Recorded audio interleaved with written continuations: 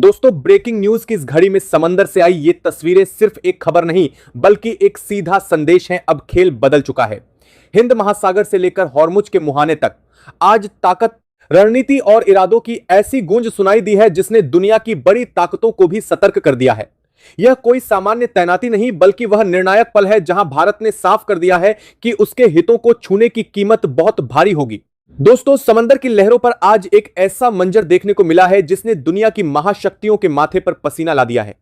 जिस straight of Hormuz को दुनिया का सबसे खतरनाक मोड़ माना जाता है, वहां आज भारत के सबसे शक्तिशाली विमान वाहक पोत आईएनएस विक्रांत ने अपनी मौजूदगी से इतिहास रच दिया है। पिछले कुछ समय से खबरें आ रही थीं कि समंदर के संकरे रास्ते में भारतीय व्यापारिक जहाजों को निशाना बनाने की कोशिश की जा रही थी। स्थिति इतनी थी कि हमारे जहाजों की सुरक्षा पर संकट मंडराने लगा था। लेकिन जैसे ही नई दिल्ली से आदेश जारी हुआ, समंदर का यह तैरता हुआ किला यानी विक्रांत अपनी पूरी मारक क्षमता के साथ हॉर्मुज के मुहाने पर जा खड़ा हुआ और फिर जो हुआ उसने पूरे मिडिल ईस्ट के सामरिक समीकरण को बदल कर रख दिया। रिपोर्ट्स के मुताबिक जब हॉर्मुज में ईरानी सेना भारतीय जहाजों को लगातार निशाना बनाने लगी, तब विक्रांत ने अपना मोर्चा संभाला। विक्रांत के रडार ने जैसे ही आईआरजीसी के जहाजों को अपने निशाने पर लिया, विपक्षी सेनाओं को अपनी रणनीति बदलने पर मजबूर होना पड़ा। यह भारत की उस बढ़ती सैन्य शक्ति का प्रमाण था जिसे देखकर इस्लामिक रिवॉल्यूशनरी गार्ड कॉर्प्स यानी आईआरजीसी को कदम पीछे खींचने पड़े। आज की सबसे बड़ी खबर यह है कि वह ईरान जो अब तक भारतीय जहाजों को लगातार निशाना बना रहा था, अब उन्हें सम्मान के साथ रास्ता देने लगा है। दुनिया को लग रहा है कि शायद यह कोई कूटनीतिक समझौता है, लेकिन सच तो यह है कि भारत की सैन्य मुस्तैदी ने उन्हें झुकने पर मजबूर कर दिया है। भारत इस बार किसी भी तरह के ढुलमुल रवैये के मूड में नहीं है। हॉर्मुज में विक्रांत को अकेले नहीं भेजा गया था बल्कि उसे पीछे से बैकअप दे रहा था हमारा दूसरा विशाल विमान वाहक पोत आईएनएस विक्रमादित्य। इन दोनों महाशक्तियों की एक साथ तैनाती ने यह साफ कर दिया कि अगर भारतीय हितों को छुआ गया तो जवाब ऐसा होगा जिसे दुश्मन की पीढ़ियां याद रखेंगी। इसी सैन्य दबाव का नतीजा था कि आईआरजीसी ने समझदारी दिखाते हुए भारतीय जहाजों को छोड़ना ही बेहतर समझा। लेकिन भारत की तैयारी सिर्फ हॉर्मुज तक सीमित नहीं थी। इस समय अरब सागर और ओमान की खाड़ी में भारत के 6 और अत्याधुनिक युद्धपोत पूरी तरह सक्रिय हैं। ये युद्धपोत हॉर्मुज से निकलने वाले हर एक भारतीय जहाज को अपनी सुरक्षा में ले रहे हैं और उन्हें एस्कॉर्ट करते हुए भारतीय तटों तक सुरक्षित पहुंचा रहे हैं। भारतीय नौसेना ने समंदर में सुरक्षा की ऐसी अभेद्य दीवार खड़ी कर दी है कि अब किसी भी अनहोनी की गुंजाइश खत्म हो चुकी है। यह नए भारत की वह नीति है जो शांति की बात तो करती है, लेकिन अगर कोई रास्ता रोकने की कोशिश करे तो उसे अपनी ताकत का एहसास कराना भी बखूबी जानती है। हॉर्मुज के उस संकरे समुद्री रास्ते में तनाव इतना बढ़ गया था कि हवा में भी भारीपन महसूस किया जा सकता था। जब ईरान की विशेष सैन्य टुकड़ियों ने भारतीय तेल टैंकरों के करीब आने की कोशिश की तो उन्हें उम्मीद थी कि शायद भारत कूटनीतिक बातचीत में उलझ जाएगा, लेकिन वे यह भूल गए कि इस बार उनके सामने खड़ा था विक्रांत, एक ऐसा लड़ाकू जहाज जो केवल हथियारों से नहीं बल्कि दुनिया की सबसे आधुनिक तकनीक से लैस है। जैसे ही ईरानी स्पीड बोट्स ने भारतीय बेड़े की घेराबंदी करने का प्रयास किया, विक्रांत के इलेक्ट्रॉनिक वारफेयर तंत्र ने अपना काम शुरू कर दिया। हमारे रडार्स ने दुश्मन की हर हरकत को न केवल ट्रैक किया बल्कि उनके कम्युनिकेशन सिस्टम में भी ऐसी हलचल पैदा कर दी कि उनके लिए आपस में संपर्क साधना मुश्किल हो गया। यह एक साइलेंट वॉर थी जहां बिना निशाना साधे भारत ने यह साबित कर दिया कि समुद्र के इस हिस्से में अब किसी की मनमानी नहीं चलेगी। इस पूरे ऑपरेशन की सबसे बड़ी ताकत थी विक्रांत और विक्रमादित्य की जुगलबंदी। जब दो विमान वाहक पोत एक साथ किसी मिशन पर होते हैं तो वह केवल सुरक्षा नहीं बल्कि एक स्पष्ट चुनौती होती है। ईरान की आईआरजीसी को यह एहसास हो गया कि अगर उन्होंने भारतीय बेड़े को रोकने की एक भी हिमाकत की तो उन्हें इसका बहुत भारी खामियाजा भुगतना पड़ सकता है। इसी मनोवैज्ञानिक दबाव का नतीजा था कि जो तेहरान पहले भारतीय जहाजों के दस्तावेजों की घंटों जांच करता था, वह अब है कि भारतीय जहाजों को अब हॉर्मुज से गुजरने के लिए ग्रीन कॉरिडोर जैसा माहौल मिलने लगा है। लेकिन सच्चाई कड़वी है। ईरान ने यह रास्ता खुशी खुशी नहीं बल्कि मजबूरी में दिया है। उसे पता है कि विक्रांत के रडार की जद में आने का मतलब है अपनी पूरी सामरिक स्थिति को खतरे में डालना। इधर अरब सागर और ओमान की खाड़ी का नजारा भी किसी युद्ध क्षेत्र से कम नहीं है। भारत के 6 अत्याधुनिक युद्धपोत जिनमें गाइडेड मिसाइल डिस्ट्रॉयर्स और फ्रिगेट्स शामिल हैं, एक अभेद्य दीवार की तरह तैनात हैं। ये युद्धपोत हॉर्मुज से निकलने वाले हर एक टैंकर को अपनी निगरानी में ले रहे हैं। ये एक रिले रेस की तरह है जहां एक यूनिट दूसरी यूनिट को जहाज सौंपती है और उसे भारतीय तटों तक पूरी सुरक्षा के साथ पहुंचाया जाता है। भारतीय नौसेना ने यह सुनिश्चित किया है कि हमारे नागरिकों और हमारे संसाधनों की सुरक्षा में 1 इंच की भी चूक न हो। लेकिन जहां एक तरफ हम समंदर में अपनी इस जीत का जश्न मना रहे हैं, वहीं दूसरी तरफ जमीन पर एक ऐसी खबर आ रही है जिसने दिल्ली के नीति निर्माताओं की नींद उड़ा दी है। वह चाबहार पोर्ट, जिसे हमने अपना सबसे बड़ा रणनीतिक हथियार माना था, वह अब अचानक हमारे लिए एक बड़ी पहेली बन गया है। दोस्तों, वीडियो में आगे बढ़ने से पहले आपसे एक बहुत जरूरी बात करनी है। जिस तरह आज भारत के जांबाज सैनिक अपनी जान की परवाह किए बिना समंदर में दुश्मनों का रास्ता रोककर खड़े हैं, क्या आपको नहीं लगता कि उनकी इस वीरता और भारत की इस दहाड़ के लिए इस वीडियो पर एक लाइक तो करना चाहिए? आपके एक लाइक से हमें और भी अच्छी रिपोर्ट लाने की हिम्मत मिलती है। और अगर आप भी चाहते हैं कि ऐसी सच्ची और देशहित की खबरें दुनिया के सामने आती रहें, तो अभी इस चैनल को सब्सक्राइब कीजिए और बेल आइकन को ऑल पर सेट कर दीजिए, ताकि कोई भी बड़ी खबर आपसे छूट न जाए। साथ ही कमेंट बॉक्स में वीर जवानों को अपनी एकता का संदेश देने के लिए पूरे जोश के साथ लिखिए, भारत माता की जय, क्योंकि यह वीडियो सीमा पर हमारे वीर जवान भी देखते हैं। चलिए अब वापस चलते हैं उस खतरनाक मोड़ पर जहां ईरान को भारत की असली ताकत का अंदाजा होने वाला था। दोस्तों, समंदर में विक्रांत की जीत का डंका तो बज रहा है, लेकिन क्या आपको पता है कि होर्मुज के इस पूरे बवाल का सबसे बड़ा समाधान हमारे पास सालों पहले से मौजूद था? मैं बात कर रहा हूं चाबहार पोर्ट की। लेकिन विडंबना देखिए, जिस चाबहार को भारत की सबसे बड़ी रणनीतिक जीत कहा जा रहा था, आज वही भारत के गले की हड्डी बनता जा रहा है। इस समय होर्मुज का रास्ता कब खुलेगा और कब बंद होगा, इसकी अनिश्चितता ने पूरी दुनिया की अर्थव्यवस्था को हिला रखा है। अमेरिका और ईरान के बीच बातचीत का कोई सिरा हाथ नहीं आ रहा है। हालत यह है कि रूस के राष्ट्रपति पुतिन के फोन कॉल्स और अमेरिका की तरफ से आ रही तीखी चेतावनियों ने माहौल को और भी पेचीदा बना दिया है। ईरान का रुख साफ है, जब तक आर्थिक नाकाबंदी नहीं हटेगी, होर्मुज का संकट बना रहेगा। अब सवाल यह उठता है कि हिंदुस्तान ने इस पूरे खेल में क्या खोया? चाबहार पर अमेरिकी प्रतिबंधों से जो छूट मिली थी, उसकी समय सीमा 26 अप्रैल को खत्म हो चुकी है। आज जब हम इस पर बात कर रहे हैं, तो उस तारीख को बीते कई दिन हो चुके हैं और भारत के ऊपर भारी दबाव है कि वह चाबहार प्रोजेक्ट से पीछे हट जाए। जरा सोचिए, अगर चाबहार से मुंबई का सीधा समुद्री रास्ता पूरी तरह चालू होता, तो हमें होर्मुज के उस खतरनाक मोड़ पर जाने की जरूरत ही नहीं पड़ती। नक्शा आपके सामने है, होर्मुज कहीं और है और चाबहार ओमान की खाड़ी के उस सुरक्षित हिस्से में है जहां अमेरिकी या ईरानी नाकाबंदी का असर बहुत कम होता है। हमने इस प्रोजेक्ट पर हजारों करोड़ रुपए खर्च किए, पोर्ट तैयार है, मुंबई से दूरी भी कम है, लेकिन आज हम इसका इस्तेमाल अपनी ऊर्जा जरूरतों के लिए नहीं कर पा रहे हैं। दूसरी तरफ हमारा पड़ोसी पाक क्या कर रहा है, उस पर गौर कीजिए। चाबहार से चंद मील की दूरी पर स्थित ग्वादर पोर्ट पर चीन, ईरान और पाक का एक नया त्रिकोण बन चुका है। पाक ने न केवल ग्वादर को सक्रिय कर दिया है, बल्कि कराची पोर्ट के साथ मिलकर ईरान से आने वाले सामान के लिए 6 नए जमीनी रास्ते खोल दिए हैं। यानी पाक को न होर्मुज की चिंता है और न ही किसी नाकाबंदी की। वहीं भारत, जो विश्व गुरु बनने की राह पर है, वह अमेरिका के दबाव में आकर अपने ही पुराने मित्रों और सस्ते तेल के स्रोतों से दूर होता गया। हमने इजराइल के हाइफा पोर्ट से लेकर मुंबई तक के रूट पर सारा जोर लगा दिया, लेकिन यह नहीं सोचा कि अगर होर्मुज बंद हुआ तो उस वैकल्पिक रास्ते का क्या होगा जिसे हमने खुद अपने हाथों से सींचा था। आज नतीजा यह है कि न चाबहार पूरी तरह हमारे काम आ रहा है और न ही हमें वह सस्ता तेल मिल रहा है जिसकी भारत को सख्त जरूरत है। सवाल बहुत सीधा है और बहुत कड़वा भी। अमेरिका के साथ दोस्ती की खातिर हमने अपने पुराने और भरोसेमंद साझेदारों को नाराज करके आखिर क्या पाया? आज जब हम आर्थिक मोर्चे पर संघर्ष कर रहे हैं, तो हमें यह सोचना होगा कि क्या हम अपनी स्वतंत्र विदेश नीति खो चुके हैं? राम माधव जैसे बड़े नाम अमेरिका में बैठकर कहते हैं कि हमने रूस और ईरान से तेल खरीदना बंद कर दिया क्योंकि अमेरिका ने ऐसा कहा था। लेकिन बदले में हमें क्या मिला? अमेरिका ने हमारे ऊपर पहले से भी ज्यादा टैरिफ लगा दिए। हमारी कालीन इंडस्ट्री से लेकर दवाइयों के एक्सपोर्ट तक हर चीज पर अमेरिकी पाबंदियों की मार पड़ी है। हमने अमेरिका को खुश करने के लिए अपनी एनर्जी सिक्योरिटी को दांव पर लगा दिया। नतीजा यह हुआ कि आज हमारे देश में ऊर्जा बिल बढ़ता जा रहा है, शिपिंग और इंश्योरेंस की लागत आसमान छू रही है और सप्लाई चेन पूरी तरह से अस्त व्यस्त हो चुकी है। आज देश के कई हिस्सों से ऐसी खबरें आ रही हैं कि पेट्रोल और डीजल की किल्लत शुरू हो गई है। एयरलाइंस कंपनियां कह रही हैं कि फ्यूल महंगा होने की वजह से उन्हें अपने ऑपरेशन बंद करने पड़ेंगे। आखिर किस बात के लिए हम अमेरिका के सामने झुकते चले गए? दोस्तों, यहां आकर एक बड़ा सवाल खड़ा होता है, क्या हम वाकई एक स्वतंत्र विदेश नीति का पालन कर रहे हैं या हम केवल एक महाशक्ति के हितों का साधन बनकर रह गए हैं?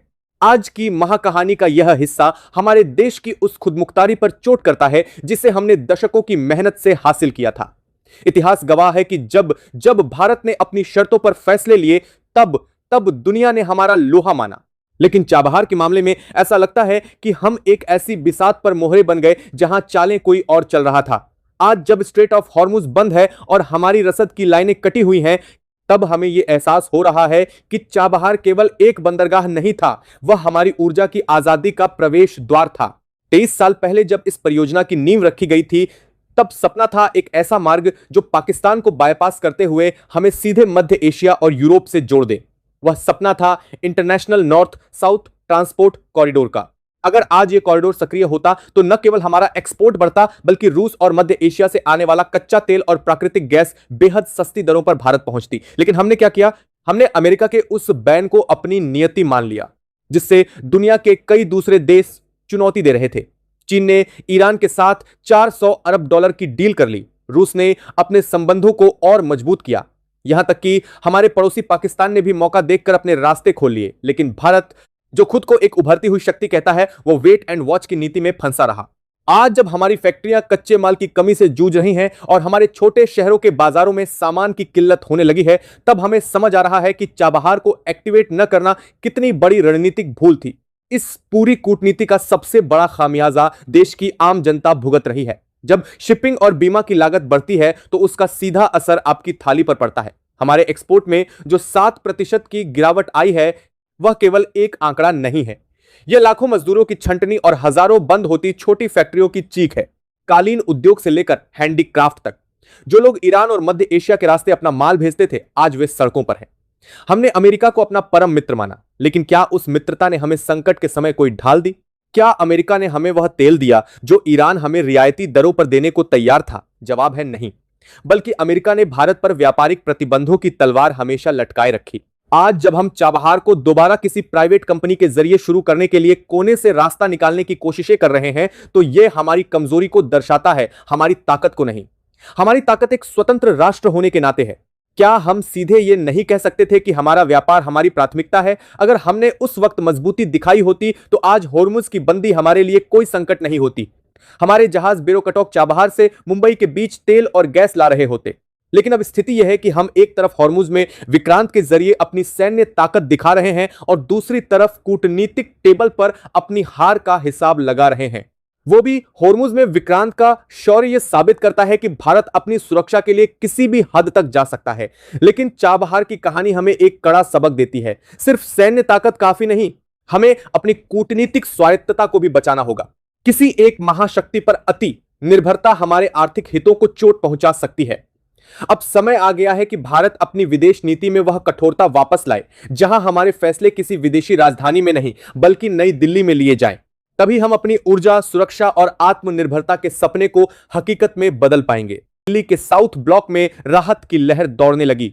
जब होर्मुज की लहरों पर भारत और ईरान के बीच शह और मात का खेल चल रहा था, ठीक उसी समय दुनिया की नजरें एक और बड़े घटनाक्रम पर टिकी थीं। यह घटनाक्रम था रूस के राष्ट्रपति व्लादिमीर पुतिन का। भारत द्वारा अंतर्राष्ट्रीय कूटनीति के निर्दयी शतरंज में रूस का भारत के साथ खड़ा होना कोई सामान्य बात नहीं थी।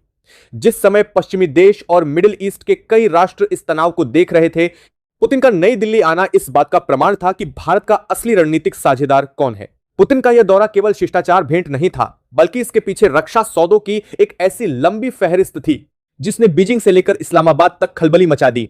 रूस ने भारत को अपने सबसे आधुनिक 5वीं पीढ़ी के लड़ाकू विमानों और लॉन्ग रेंज मिसाइल डिफेंस प्रणालियों के लिए ग्रीन सिग्नल दे दिया। यह डील उस समय हुई जब भारत को अपने 2 फ्रंटी कंपनी दाली सिग्नल बाद दोनों के लिए डील बार बीजिंग ऐसे कर दी, दोनों के पास में तम पर संवाद, दोनों के लिए, दोनों के पास में तम पर भारत देखा, दोनों के पास में 2, दोनों के पास में 3 से दोनों के पास में तम पर जानता है, दोनों के पास में 2 आदिल बड़ी संफारदेन आदिल भारत, दोनों के पास में कम संबद्धे, दोनों के पास में 3 से दोनों के पास में 3 से दोनों के पास में 3 से दोनों के पास में दोनों के पास में 3 से दोनों के पास में 3 से दोनों के पास में 3 से दोनों के पास में 3 से दोनों के पास में 3 से दोनों के पास में। मोर्चे को मजबूत करने के लिए अत्याधुनिक हथियारों की सख्त जरूरत थी। रूस ने साफ कर दिया कि दक्षिण एशिया में शक्ति का संतुलन बनाए रखने के लिए एक मजबूत भारत का होना दुनिया के हित में है। इतना ही नहीं, रूस ने अंतरराष्ट्रीय मंचों पर भी भारत के इस एस्कॉर्ट मिशन का समर्थन किया। जब कुछ ताकतों ने भारत के इस कदम को आक्रामक बताने की कोशिश की, तब मॉस्को ने यह स्पष्ट किया कि हर संप्रभु राष्ट्र को अपने ऊर्जा हितों और नागरिकों की रक्षा करने का पूरा अधिकार है। इस कूटनीतिक कवच ने भारत को यह आत्मविश्वास दिया कि वह होर्मुज में बिना किसी अंतरराष्ट्रीय दबाव के अपनी कार्रवाई जारी रख सके। रूस और भारत की यह अटूट दोस्ती केवल कागजों तक सीमित नहीं रही। हिंद महासागर में रूसी नौसेना की मौजूदगी और भारतीय बेड़े के साथ उनके सूचनाओं का आदान प्रदान इस बात का संकेत था कि अगर स्थिति बिगड़ती है तो भारत अकेला नहीं होगा। इस रशियन फैक्टर ने ईरान और उसके सहयोगियों को यह सोचने पर मजबूर कर दिया कि भारत के खिलाफ किसी भी कदम की कीमत बहुत बड़ी हो सकती है। अब यह मुकाबला सिर्फ दो देशों का नहीं बल्कि एक नए वैश्विक समीकरण का उदय था। होर्मुज के इस तनावपूर्ण घटनाक्रम के बीच भारत की रणनीति का एक और महत्वपूर्ण स्तंभ सामने आया। वह था अत्याधुनिक तकनीक और इजरायल के साथ हमारा गहरा रक्षा सहयोग। जहां एक तरफ रूसी विमानों और टैंकों ने भारत को आक्रामक शक्ति दी, वहीं दूसरी तरफ इजरायली तकनीक ने हमें एक ऐसा रक्षा कवच प्रदान किया जिसे भेदना किसी भी दुश्मन के लिए लगभग असंभव था। खुफिया सूत्रों के अनुसार भारत ने इस ऑपरेशन के दौरान इजरायल के विश्व प्रसिद्ध आयरन डोम तकनीक के नौसैनिक संस्करण और रडार कैप्चर सिस्टम का सफलतापूर्वक उपयोग किया।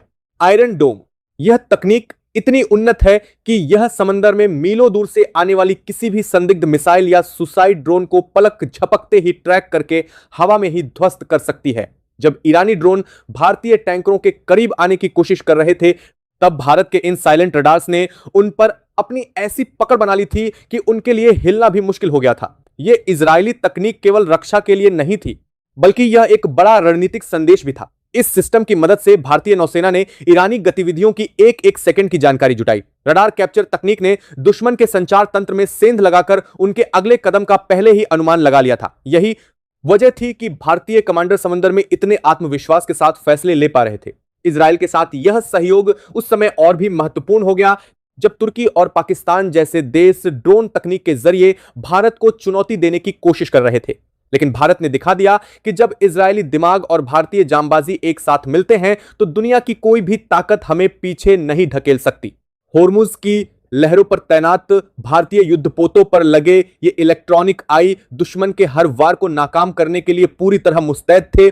इस तकनीकी श्रेष्ठता ने यह सुनिश्चित किया कि हमारे 9 ऑयल टैंकर और 3 गैस टैंकर बिना किसी खरोंच के सुरक्षित आगे बढ़ सके। अक्सर जब हम ऐसी सैन्य हलचल देखते हैं तो हमारा ध्यान सिर्फ बंदूकों और मिसाइलों पर जाता है, लेकिन होर्मुज की इस जंग के पीछे एक बहुत बड़ी आर्थिक लड़ाई भी लड़ी जा रही थी।